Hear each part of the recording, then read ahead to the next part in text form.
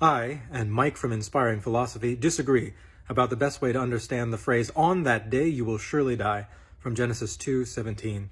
I think this phrase means that within the time frame indicated, a person will experience an actual physical death, whereas Mike seems to think that within the time frame indicated, the person will merely be condemned to die or doomed to die, with an actual death to be experienced sometime after the time frame indicated.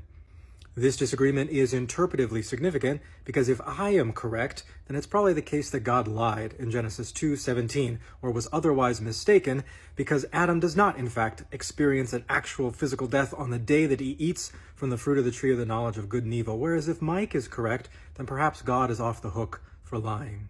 In the following clip, Mike cites evangelical Old Testament scholar John Walton in support of his position. And if it just means doomed to die, we see that God does doom them to death on the day they ate by cutting them off from the tree of life. As Walton notes, it refers to when the sentence is passed. There are 4 biblical passages mentioned in that clip, each of which ostensibly supports Mike's preferred interpretation. That is to say, each of them should make clear that condemned to die with an actual death later is the best way to understand this phrase. One of these, unfortunately, doesn't actually exist. There's no such thing as 1 Kings 37. And having read the other 3, I think it's quite clear that one is entirely irrelevant to this particular debate, and the other 2 actually support my interpretation of this as an actual death to be experienced more or less immediately. So let's take a closer look at these 3 remaining passages.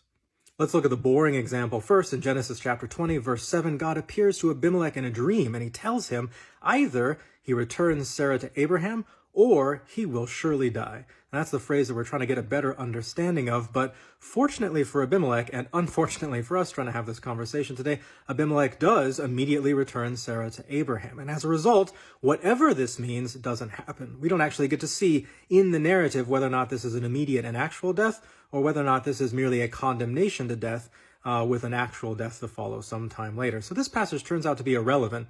Perhaps it's relevant for other things, but it's not relevant for this particular discussion that we're having. Let's take a look at the example from 1 Samuel chapter 14. In 1 Samuel 14, King Saul has discovered that someone in his army has done something to offend God, and he says that he's going to look for who the guilty offender is, and even if it is his own son Jonathan, he will surely die. This is in verse 39. Just a few verses later, in verse 43, it turns out that Jonathan is in fact the one who is guilty. And what does Jonathan say when his guilt is discovered? He says, "Hineni amut," here, I'll die.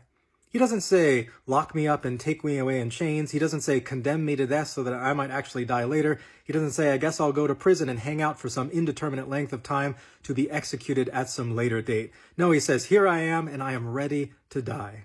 Every person in this story, including Jonathan, Saul, and the men who come to speak on Jonathan's defense, treat this as though it's an immediate and actual death, not merely a condemnation to death, with an actual death to happen sometime at some indeterminate point in the future. And as a result, I think this is good evidence for my reading of Genesis chapter 2, verse 17, being an immediate and actual death as well.